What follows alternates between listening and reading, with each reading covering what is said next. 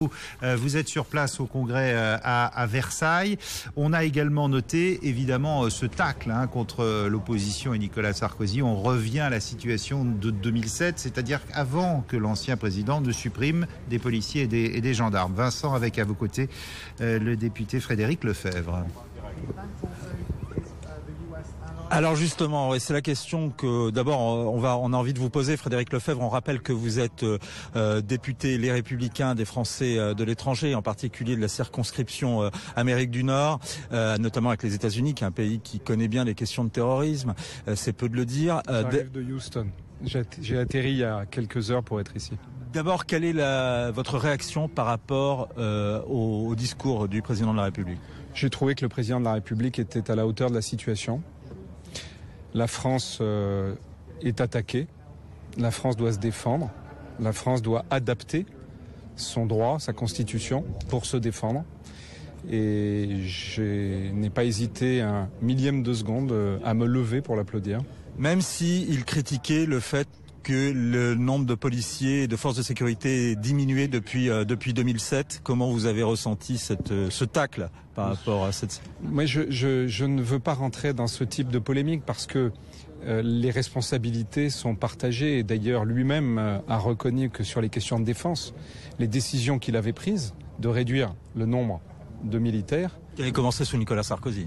Oui, mais il a lui-même reconnu que les décisions qu'il avait prises, il y mettait fin pour que dorénavant nous ayons une France capable de se défendre. Donc je l'ai vécu comme une autocritique tout autant qu'une critique du passé. Je pense que nous devons tous d'ailleurs nous remettre en question. Vous savez, moi ça fait plus de 6 mois que je demande un certain nombre de mesures que j'étais heureux de voir annoncées aujourd'hui.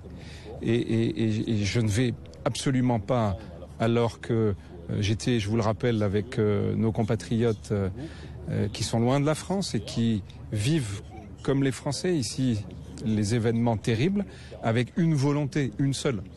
C'est que dans l'unité, nous ayons une réponse ferme. Quand je dis réponse ferme, ça veut dire à la fois une réponse sur notre droit et notre capacité à agir à l'intérieur du pays, mais ça veut dire aussi, et j'ai bien écouté ce qu'a dit le président de la République, sur notre diplomatie.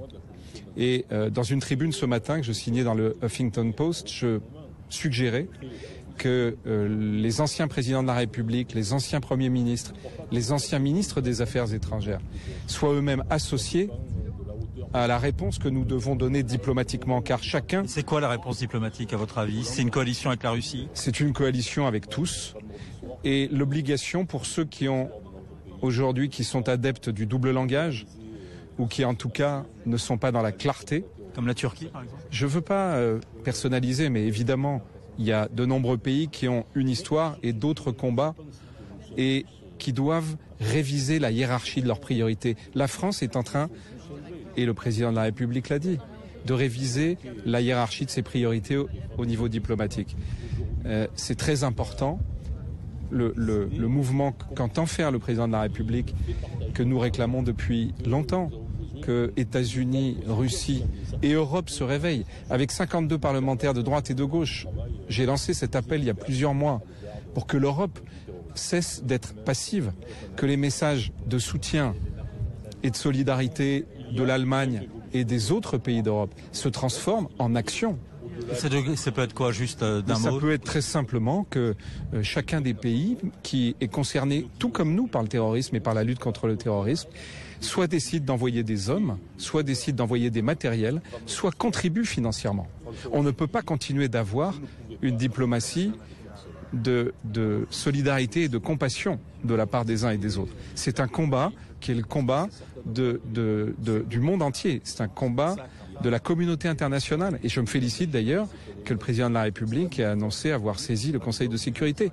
Vous savez, dans ces moments-là, depuis le temps que je dis qu'il faut changer d'attitude, j'espère que chaque homme politique, femme politique, de droite comme de gauche, va comprendre que nos compatriotes attendent ce changement d'attitude et que ce soit sur la diplomatie, que ce soit sur l'engagement de nos forces armées, que ce soit sur le maintien de l'ordre, la sécurité à l'intérieur du pays, que ce soit sur les questions de protection. J'ai demandé depuis des mois et j'ai entendu que le Premier ministre avait annoncé la fermeture, le ministre de l'Intérieur, pardon, avait annoncé la fermeture des lieux de prêche de l'islamisme radical et des salafistes. Il est temps, il faut le faire et il ne faut pas trembler. Et toute la communauté nationale doit être derrière le gouvernement dans cette affaire.